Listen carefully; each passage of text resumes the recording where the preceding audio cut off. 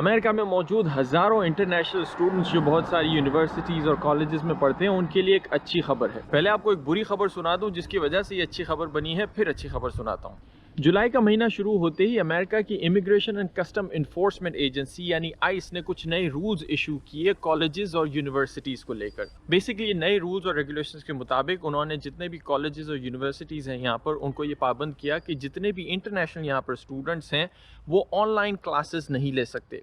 ہوا یہ ہے کہ کرونا وائرس کی اس وبا کی وجہ سے بہت سارے اسکولز اور کالجز بند ہیں، ان پرسن بہت سارے اسٹوڈنٹس نہیں جا سکتے، اس لیے بہت سارے کالجز نے آن لائن تمام اپنی کلاسز کر دی ہیں۔ آئس کے نئے رولز کے مطابق اگر اسٹوڈنٹس کو آن لائن کلاسیں ہی لینی ہیں اور وہ ان پرسن اٹینڈ نہیں کر سکتے تو انہیں اس ملک کو چھوڑ کر جانا ہوگا اور وہ آن لائن کلاسز اپنے اپنے ملکوں میں لے سکتے ہیں، اور اگر ان امریکہ میں رہنا ہے تو کم از کم کچھ کلاسز ان پرسن لینا ہی ہوگی، جو کہ اس وقت بہت مشکل ہے۔ بہت سارے کالجز یہ ان پرسن کلاسز آفر نہیں کر رہے۔ یہ نیا رول ایک بہت بڑا سرپرائز لے کر آئے ان تمام اسٹوڈنٹس کے لیے اور یونیورسٹیز کے لیے بھی، اور اس رول کے ایشو ہونے کے بعد بہت ساری یونیورسٹیز نے کورٹس کا رخ کیا۔ ہارورڈ اور MIT نے سب سے پہلے کیسز دائر کیے اس کورٹ میں اس نئے رول کے خلاف اسٹے آرڈر لینے کے لیے۔ بیسکلی ان کا کہنا یہ تھا کہ یہ رول جو ہے وہ ان لافل ہے، اور اگر اس طرح بہت سارے اسٹوڈنٹس کو اپنے ملکوں میں واپس بھیجا گیا تو نہ صرف ان کے لیے امپریکٹیکل ہے بلکہ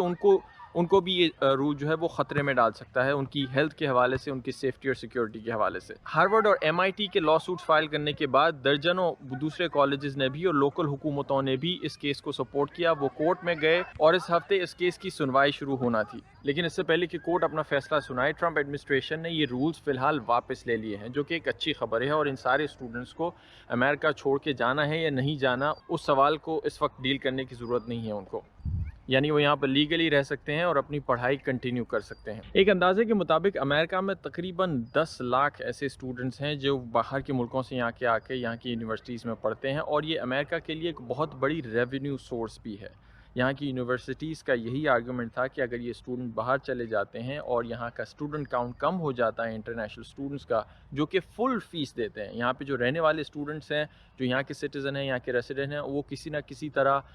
مختلف فائنینشیل ایڈ کے تھرو یا ڈسکاؤنٹس کے تھرو یہاں کی یونیورسٹیز میں ڈسکاؤنٹ لیتے ہیں، لیکن جو باہر سے اسٹوڈنٹ آتے ہیں وہ پوری قیمت ادا کرتے ہیں، پوری فیس ادا کرتے ہیں۔ تو اگر یہ اسٹوڈنٹ سارے باہر چلے گئے تو امریکہ کی یونیورسٹیز کے لیے، کالجز کے لیے ایک بہت بڑا ڈراپ ہوگا ریونیو میں، یہ ان کا آرگومنٹ تھا۔ اس کے علاوہ بہت ساری کمپنیز بھی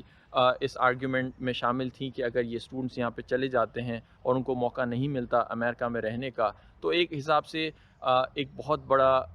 ٹیلنٹ جو ہے وہ امریکہ سے جا سکتا ہے، اور جو یہاں پر عموماً اسٹوڈنٹس یہاں پہ رہ کے پڑھتے ہیں ان کو بہت زیادہ چانسز یہ بھی ہوتا ہے کہ یہیں پہ امپلائمنٹ مل جاتی ہے اور یہاں پہ وہ اپنی ایکسپرٹیز کو استعمال کرتے ہیں۔ تو بہرحال یہ رول جو ہے فی الحال ان کے لیے ایک بہت بڑا ریلیف ہے اسٹوڈنٹس کے لیے، ان کو یہاں سے امریکہ سے باہر نہیں جانا پڑے گا۔ لیکن یہ ڈیبیٹ ابھی اوور نہیں ہوئی ہے، یہاں کے جو امیگریشن کے ادارے ہیں ان کا بھی یہ موقف ہے کہ آن لائن کلاسز اگر اسی طرح کنٹینیو رہیں تو وہ فیوچر میں جا کے کچھ نئے رولز بھی ایشو کرا سکتے ہیں، جس کے تحت یا تو کچھ سچویشن میں اسٹوڈنٹس کو یہاں سے جانا پڑے اگر ساری کی ساری آن لائن کلاسز رہتی ہیں، یا تو پھر یہ ہے کہ کچھ ٹرمز کے تحت یا کچھ کنڈیشنز میں وہ امریکہ میں رہ سکتے ہیں۔ یہ ڈیبیٹ ابھی کنٹینیو ہے، آنے والے دنوں میں اگر اس میں کوئی بڑی اپڈیٹ ہوتی ہے تو I'll definitely put an update on that. But that's it. See you next time.